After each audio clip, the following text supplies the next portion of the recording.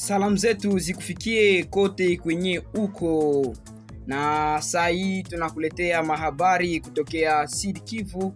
Tunafurahia wewe kukuwa pamoja na sie kutufuatilia mambo yote ambayo tunakufanyia na kukuletea kama habari. Hivi sasa leo hii tunataka kukupatia habari kutokea ndani ya Sud Kivu, ndani ya groupement ya Ziralo katika eneo la Kalehe, ndani ya site ya Tuchunguti, kwenye kuliweza kufanyika mapigano makali ambayo yaliweza kufanya karibu siku 2 mfululizo. Waasi wa M23 walikuwa wakipigana na vikosi vya wazalendo siku 3. Hizo siku 3 walikuwa wakipigana ili kuona nani ambaye atafanikiwa kuchukua kiwanja hicho cha Tuchunguti. Hiyo Tuchunguti, Saulex nisema ni Kalehe Sud Kivu. Sasa mapigano makali iliweza kufanywa, na hivyo bahati mbaya vikosi vya wazalendo wanaoshirikiana na FARDC viliweza kushindwa vita na kusede ile site ya Tuchunguti mumikono ya ba M23.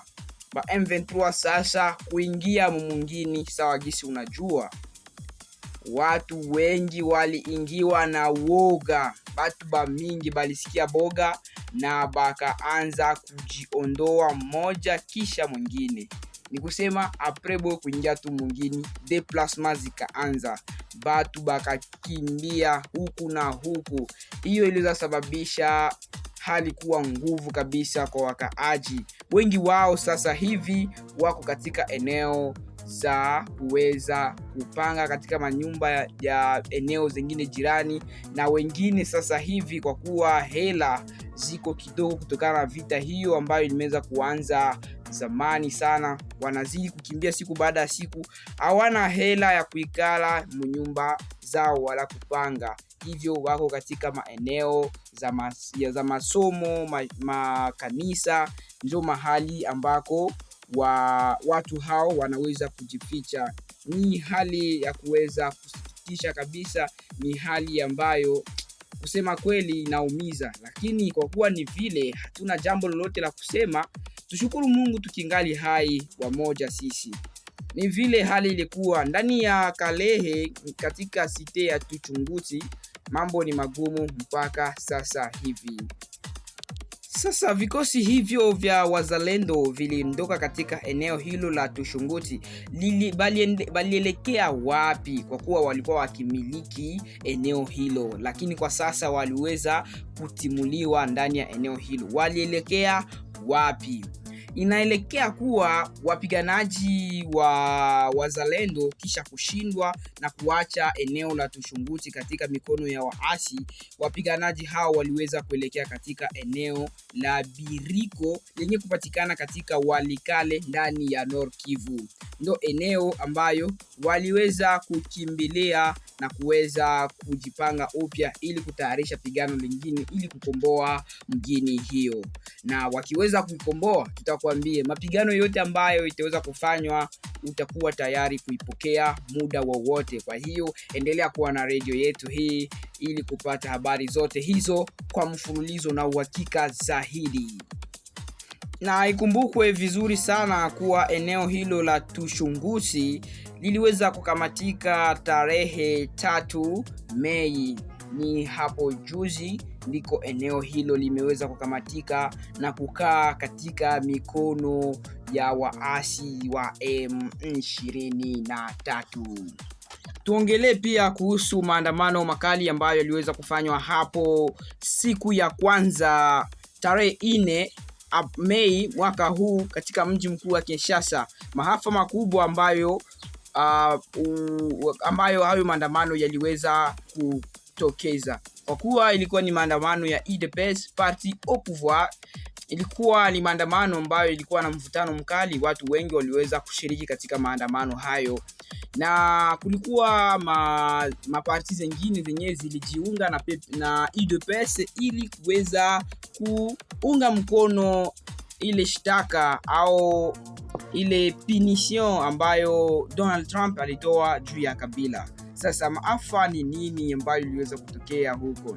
Kwa kuwa rais huyo wa zamani wa Jamhuri ya Kidemokrasia ya Kongo alikuwa na parti politike yake, alikuwa na chama chake cha siasa ambacho kilikuwa kwenye utawala mwaka wa mwisho kutawala ilikuwa ni mwaka wa 2019. Sasa ilikuwa namna gani kuhusu parti hiyo? Eske ilishirikiana na UDPS kwa ile maandamano? Jibu ni hapana. Kwa kuwa wale ambao walikuwa wakiandamana, wale ambao walikuwa wakitembea kwenye barabara ili kuweza kuunga mkono punition wala tuhuma za Donald Trump kuhusu rais wa zamani Joseph Kabila, walikuwa ni watu ambao walikuwa wakiandamana kuhusu Joseph Kabila. Ndio maana watu wake wa PPRD hawakuweza kujiunga nao ili kuandamana. Na ilikuwa namna gani sasa kuhusu watu wote ambao kuandamana au chama hiyo ya PPRD kutokujihusisha na maandamano hayo? Maafa makubwa ilikuwa ni kwamba siege yao, ni kusema nyumba yao kuu ya chama hicho, makao makuu yao ya PPRD, Parti du Peuple pour la Reconstruction et la Démocratie, iliweza kuharibiwa kwa kuweza kuchomwa moto ndani ya mji huo mkubwa wa Jamhuri ya Kidemokrasia ya Kongo, Kinshasa. Ni kusema watu hao waliweza kuchoma moto eneo ambalo watu walikuwa wakijikusanyia au wanachama wa PPRD walikuwa wakijikusanyia wakati wa utawala wao. Hiyo ilikuwa ni maafa makubwa. Waandamanaji walikuwa wakionyesha uungwaji mkono kwa kikwazo kilichowekwa na United States dhidi ya Joseph Kabila na aliyekuwa akishutumiwa kuunga mkono waasi wa M23. Kwa kuwa Joseph Kabila anasemekana kuwa anaunga mkono waasi wa M23, hivyo chama chake hakina kazi ndani ya Jamhuri ya Kidemokrasia ya Kongo, na hivyo kiliweza kupata maafa makubwa, kuweza kuchomwa moto na kusema hakuna mtu yeyote anaweza kukaa hapo wala kufanya kikao kingine hapo, kwa kuwa ni vikao vya waasi vinavyoweza kufanywa hapo. Kwa mujibu wa picha na video ambazo zilisambazwa kwenye mitandao ya kijamii, vijana waliovaa fulani nyeupe walionekana wakivamia na kuchoma moto ofisi ya PPRD iliyoko kwenye Boulevard Sendwe katika eneo la Kalamu.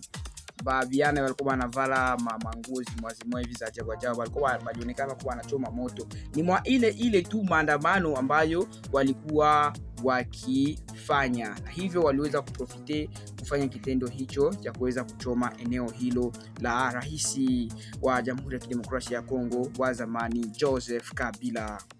Sasa kitu kingine cha kuweza kusisimua ni kwamba watu hao ambao walikuwa wanaandamana, parti hizo politiki zilikuwa wanaandamana, zilifanya namna gani? Zilielekea mpaka ambasade ya Amerika yenye iko mule mwingine ya Kinshasa, mji wa Kinshasa. Walielekea huko wakipeleka karatasi yenye kuandikwa maneno ya kuweza kushukuru Marekani kwa hatua ya kuweza kumtilia vikwazo rais wa zamani wa Jamhuri ya Kidemokrasia ya Kongo. Waliweza kumshukuru sana Donald Trump na kusema kuwa anastahili pongezi kwa kuweza kumwekea vikwazo rais huyo wa zamani, na kusema ni hatua ambayo kweli inastahili pongezi. Ni hiyo ilikuwa ni jambo ya kusikitisha kabisa, ya kusisimua kabisa kuona watu wanafurahi kwa kuwa Joseph Kabila ameweza kutiliwa vikwazo. Sasa ni kweli vikwazo hivyo vitafanya kazi? Hiyo ndio swali, kwa kuwa mara kwa mara tunaona vikwazo kama hivyo vikifanyiwa, wakisema rais fulani vikwazo vimewekwa, vita hakuna siselefe, lakini mambo vita inazidi kuendelea. Je, vikwazo ambavyo Joseph Kabila amewekewa vitafanya kazi? Tutakuelezea habari hizo wakati tutazipata. Endapo tu zitatufikia, usijali, utaweza kuzipata kwa mfululizo zaidi. Sawa, ile ilikuwa ni habari yenyewe tulipata kutokea huko ndani ya Kinshasa kwenye maandamano hiyo iliweza kufanywa na wakaweza kuwasilisha barua hiyo kumshukuru rais wa Marekani. Acha basi tuzungumzie pia hali ya usalama huko Uvira. Mambo iko namna gani? Kulingana na habari ambazo ziliweza kutufikia, Delphin Kayembe Ngoma Nzito ambaye ametoa wito kwa wapiganaji waliopo ndani ya mji wa Uvira kuondoka katika eneo la mjini na kurejea katika mistari ya mbele ya mapigano. Delphin Kalembe Ngoma Nzito ni nani? Delphin Kalembe Ngoma Nzito ni mkuu wa vikosi vya wazalendo, ni kiongozi wa vikundi vya wazalendo. Sasa aliweza kutoa wito huo leo hii tarehe 5 Mei mwaka 2026 akiwaomba wazalendo wote ambao wanajiita wazalendo waweze kujitupa kwenye mstari wa mbele wa vita ili kumzuia adui asiweze kuingia ndani ya mgini. Wasibaki tu ndani ya mgini wakizunguka, kwa kuwa adui anaweza kuingia muda wowote ndani ya eneo hilo la Uvira na migini mingine mbalimbali, ikiwa hawataenda kumzuilia huko mbali kwenye mipaka na kumsogeza, kumrudisha mahali ambako alikuweko wakati anaanza kazi yake ya uasi. Hiyo ilikuwa ni ombi kubwa ya mkubwa huyo wa wazalendo. Acha tukuonyeshe extrait ka video ambako aliweza kusema maneno hayo na kuwaomba watu wazalendo wazidi kuenda kwenye mstari wa mbele ili kupambana na adui na hapana kubaki katika mgini wakifanya matrakasiri na kutembea na risasi hovyo ndani ya mgini. Hiyo ilikuwa ni habari na ilikuwa ni ombi la bwana Kalembe Delphin Ngoma Nzito, na pia aliweza kukumbusha kuwa anawapa siku 3 les vrais patriotes, les vrais wazalendo waweze kuingia kwenye mstari wa mbele ili kupiganisha adui, ili kuweza kumtoa adui ndani ya Jamhuri ya Kidemokrasia ya Kongo. Na sababu nyingine kubwa yenye iliweza kumfanya Delphin Kalembe au Ngoma Nzito kuweza kutoa habari hiyo ni kwamba kutembea na silaha ndani ya mgini inasababisha vitendo vya ukatili na uvunjaji wa amani, kwa kuwa kutembea kwenda silaha ndani ya mgini iliweza kusababisha mashambulizi dhidi ya raia, na jambo hilo linafanya waweze taswira yao, jina yao wazalendo iweze kuchafuliwa. Ndio maana aliweza kupenda wazalendo wote wenye kuwa ndani ya mji wa Uvira na kando waweze kwenda kwenye bilima ili kupambana na vikundi vya wazalendo, vikundi vya waasi wa M23.